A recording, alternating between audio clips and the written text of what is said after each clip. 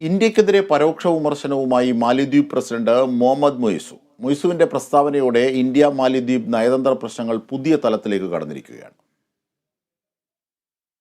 ചെറുരാജ്യമാണെങ്കിലും മാലിദ്വീപിനെ ഭീഷണിപ്പെടുത്താനോ പരിഹസിക്കാനോ ഉള്ള അനുമതിയല്ലാതെന്നായിരുന്നു മാലിദ്വീപ് പ്രസിഡന്റ് മുഹമ്മദ് മുയിസുവിന്റെ പ്രസ്താവന. 5 ദിവസത്തെ ചൈന സന്ദർശനത്തിന് ശേഷമാണ് മുയിസു പ്രസ്താവന നടത്തിയത്. ഇന്ത്യക്കെതിരായ പ്രസ്താവനയിൽ ആടിയുലഞ്ഞ ഇന്ത്യ മാലിദ്വീപ് നയതന്ത്ര ബന്ധത്തിൽ ഏറ്റവും ഒടുവിലായി ഇന്ത്യക്കെതിരെ ഉണ്ടായ ഒളിയമ്പാണിത്. പ്രധാനമന്ത്രി നരേന്ദ്രമോദിക്കെതിരെ വിവാദ പരാമർശങ്ങൾ നടത്തിയ 3 മന്ത്രിമാരെ മാലിദ്വീപ് പുറത്താക്കിയിരുന്നു.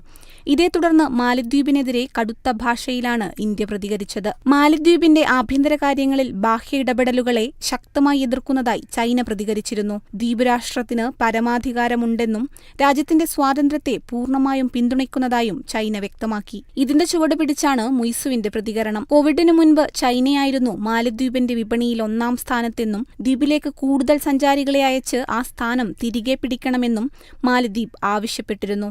ഇതോടെ ഇന്ത്യയുമായുള്ള അകൽച്ച തന്ത്രപരമായി മുതലെടുക്കുകയാണ് ചൈന. ഇന്ത്യയുമായുള്ള പതിവ് കീഴ്വഴക്കങ്ങളും ലംഘിച്ചാണ് മുയിസു അധികാരത്തിൽ തുടരുന്നതും. International desk, Kerala vision news.